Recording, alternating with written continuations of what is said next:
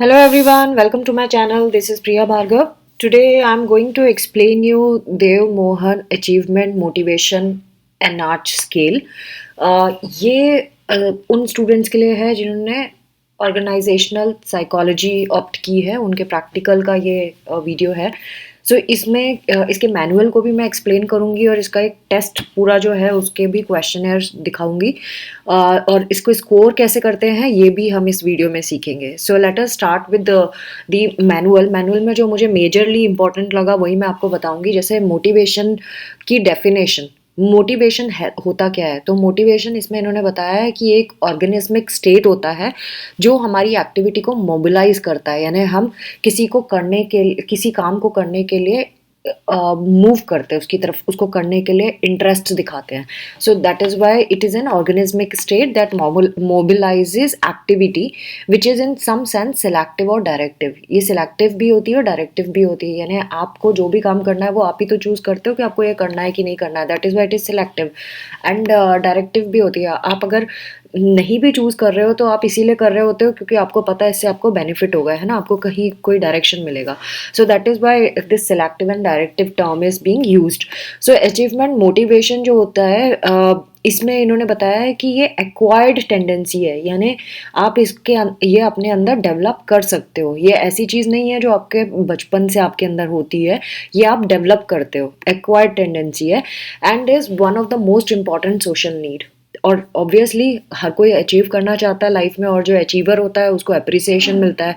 So appreciation is the motivation, fame is the motivation and that is why it is a social need और it leads to acceptance and respect from the society. So that is why ये social need के अंदर आती है। So every one wants to be accepted, तो that is why ये achievement बहुत important role play करती है। फिर इन्होंने यहाँ पे ये बताया कि it is a disposition to strive for success in competition with others. हम दूसरों के साथ compete करके ही तो आगे बढ़ते हैं, तो ये हम उस कंपटीशन जब भी करते हैं तो उसमें हम सक्सेसफुल होना चाहते हैं with some standard of excellence set by the individual. और हर एक कोई अपने लेवल पे एक एक्सीलेंस के लेवल पे बढ़ता है। मतलब आपके लिए जो एक्सीलेंस का लेवल है हो सकता है मेरे लिए कुछ और हो, किसी और के लिए कुछ और हो, तो सब अपने इंडिविजुअल के लेवल पे एक्सीलेंस के का स्टैंडर्ड सेट करते हैं एंड उसको फॉलो करते हुए compete करते हैं बाकी लोगों से, सो दैट हम सक्सेसफुल हो जाए। और जिसका सबसे बढ़िया एक्सीलेंस होता है इंडिविजुअली भी, जिसने डिसाइड किया है लेकिन प्रैक्टिस की है एंड उसने इतने लेवल तक प्रैक्टिस की है कि वो दूसरों से compete करके सक्सेसफुल हो गया, सो एक ही तो विनर होता है। सो ये जो मोटिव होता है वो यही होता है कि अचीव करना, और उसमें हमें नॉर्म्स ऑफ एक्सीलेंस को फॉलो करना पड़ता है, लॉन्ग टर्म इन्वॉल्वमेंट रखनी पड़ती है। जैसे कि प्रैक्टिस, बेसिकली जब आप किसी चीज़ में सक्सेसफुल होना चाहते हो, it is very important that you get involve in that activity as long as possible, है ना। जितना लंबा आप उस चीज़ पे प्रैक्टिस करोगे एंड यूनिक एकम्प्लिशमेंट तो होती ही है फिर जब आप सक्सेसफुल होते हैं। सो सबसे मोस्ट इम्पॉर्टेंट जो इसमें चीज़ है, इसमें इन्होंने बताया है, ये सबसे इम्पॉर्टेंट है अचीवमेंट का एंड ये सोशल नीड तो है ही है। एंड देन पर्सनालिटी वेरिएबल जो है, ये भी पर्सनालिटी वेरिएबल भी है ये एक तरह का, इसको मुर्रे ने बताया था। सो इन्होंने क्या बोला था उसको मैं स्टेट कर देती हूँ। In fact this is one of the most important manifest and social needs and personality variable enlisted by Murray in 1938। So अब आगे इन्होंने बोला need to develop the scale. क्या ज़रूरत थी इस स्केल को बनाने के लिए, तो देयर आर 3 रीजन्स। इन्होंने 3 रीजन्स बताए हैं इसको बनाने के लिए। नंबर 1, प्रोजेक्टिव टेस्ट जो थे वो बहुत ही कॉम्प्लिकेटेड होते हैं, उनको स्कोर करना मुश्किल है, उसको एडमिनिस्टर करना बहुत कॉम्प्लिकेशन होता है, मुश्किल होती है, टाइम बहुत लगता है, एनर्जी बहुत जाती है एंड जो सब्जेक्ट होता है आपका वो भी बोर हो जाता है इस टेस्ट को करने से, जो प्रोजेक्टिव टेस्ट होता है। सो और जो जब ये नया टेस्ट बनाया है अचीवमेंट टेस्ट, ये बहुत छोटा है, 50 क्वेश्चन है सिर्फ इसमें, और जल्दी हो जाता है, आसानी से स्कोरिंग हो जाती है। That is why so researchers के लिए एक बहुत अच्छा टूल है ये, इसीलिए इसको बनाना ज़रूरी था। सेकंड, इन्होंने बताया है कि बहुत सारे स्केल्स एंड क्वेश्चनर्स अवेलेबल तो हैं, बट वो जितने भी अवेलेबल है वो हायर सेकेंडरी या कॉलेज और यूनिवर्सिटी लेवल के स्टूडेंट्स के लिए अवेलेबल था, स्कूल स्टूडेंट्स के लिए कुछ अवेलेबल नहीं था। सो ओवरऑल पूरे जो एज रेंज है उसको कवर करने के लिए ये टेस्ट सबसे बेस्ट माना गया। थर्ड इज जो प्रोजेक्टिव टेस्ट होते हैं जो जितने भी अभी तक आए हैं हमारे पास, जो अचीवमेंट मोटिवेशन को चेक करते हैं, उनमें से वर्बल स्केल कोई नहीं था। ये वर्बल है, यानी कि आप क्वेश्चन बोलेंगे, सामने वाला आंसर दे देगा, या खुद से भी कर सकते हैं इसको, या कैसे भी अटेम्प्ट किया जा सकता है इस टेस्ट को। नाउ इसमें आइटम्स को कैसे इन्होंने फाइंड आउट किया।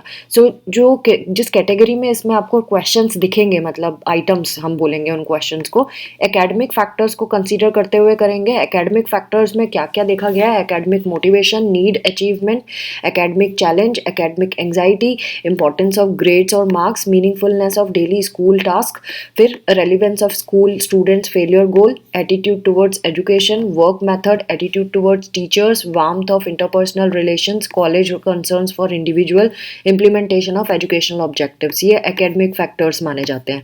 नेक्स्ट जो फैक्टर कंसीडर किया गया वो है factors of general field of interest, competition in curriculum and co curricular activities, जैसे कि sports and athletics, fine arts, dramatics, dancing, music, painting, professional fields of aesthetics, debates, है ना, ओरेशंस, बोटिंग, माउंटेनियरिंग, ये सारी चीज़ें, cross country races, sports, domestic crafts, experimentation और any act of creation.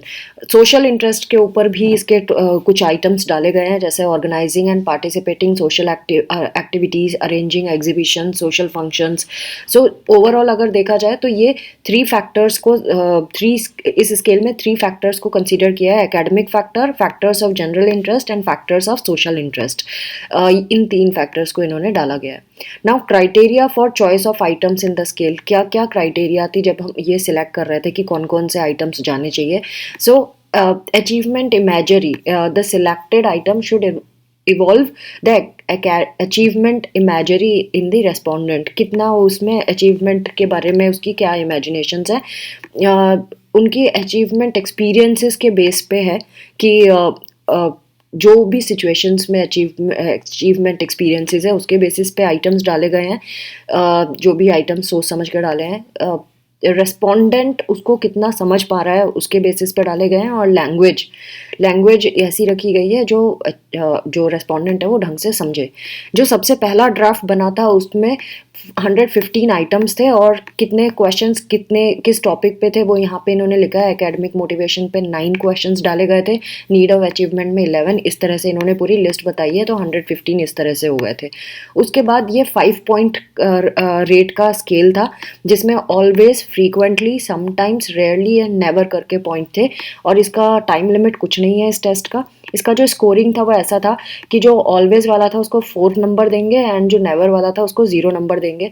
तो अगर ऑलवेज 4 है तो फ्रीक्वेंटली 3 नंबर दिया जाएगा, जिसमें समटाइम्स लिखा होगा उसमें 2 दिया जाएगा, रेयरली लिखा जाएगा तो 1 दिया जाएगा, और नेवर लिखा जाएगा तो 0 दिया जाएगा। इस तरह की ग्रेडिंग थी जब रेटिंग स्केल कर रहे थे।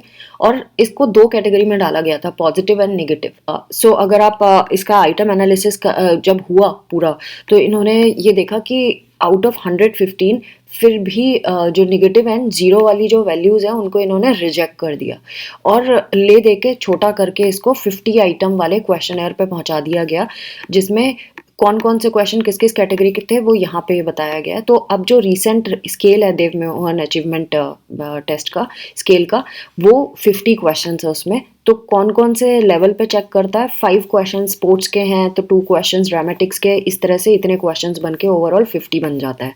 जो फाइनल फॉर्म ऑफ स्केल है उसमें पॉजिटिव एंड नेगेटिव दो कीज मानी गई हैं इसमें, उसके बारे में भी बात करूँगी। पहले तो हम इसमें यही बता दें, जो क्वेश्चंस हैं उनको इस तरह से चेंज किया गया कि जब कोई रेस्पोंडेंट उसको रीड करेगा तो वो इरिटेटेड या मोनोटोनस नहीं फील करेगा क्वेश्चन पेपर को करते हुए। और दूसरा, इसको हिंदी वर्जन में भी प्रिपेयर किया गया सो दैट जो हिंदी समझते हैं वो अच्छे से हिंदी में कर सके।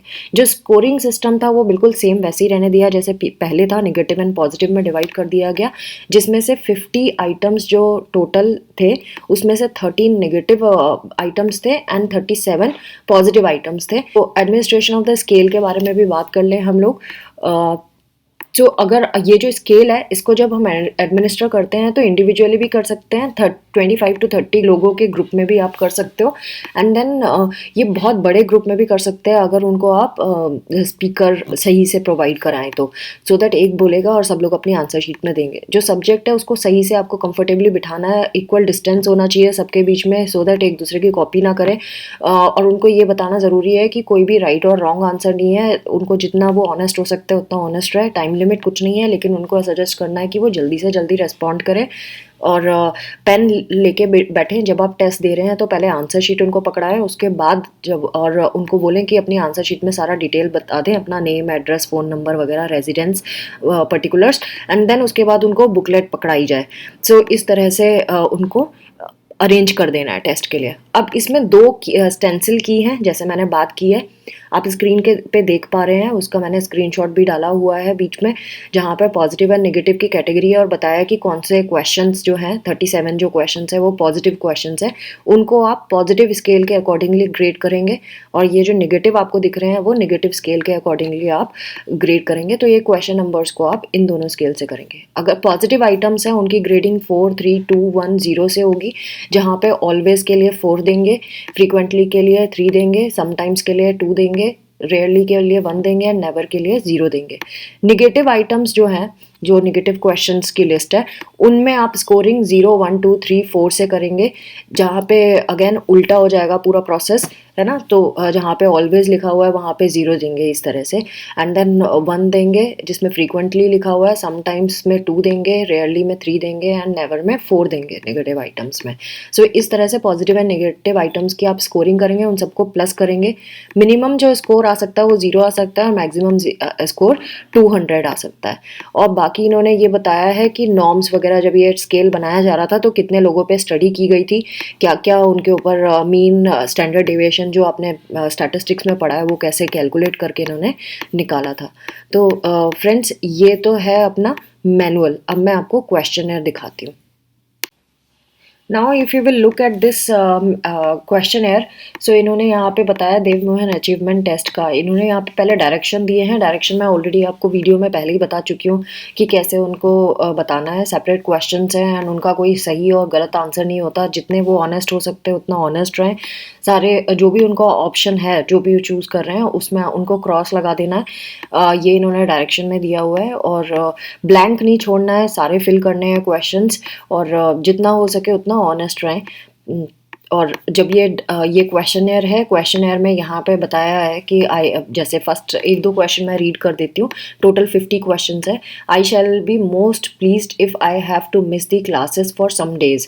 सो इस तरह से ये है। अब आपको ये लिखना है कि आप फ्रीक्वेंटली ऐसा सोचते हो, या समटाइम्स ऐसा सोचते हो, या रेयरली सोचते हो, नेवर सोचते हो, या ऑलवेज। इस तरह से आपको ऑप्शन है। सो ये ऐसे 50 क्वेश्चंस है। यहाँ पे तो दिया ही हुआ है, साथ में जो एग्जैक्ट क्वेश्चन है वो ये है, जहाँ पे आप सब्जेक्ट को पूरा डिटेल फिल करने के लिए सबसे पहले बोलेंगे आंसर शीट पकड़ा के, एंड फिर ये आंसर शीट एक्चुअली इस तरह से दिखती है। इसमें थोड़ा लाइट था, इसलिए ऊपर लिस्ट में अलग से क्वेश्चन भी दिए हुए हैं।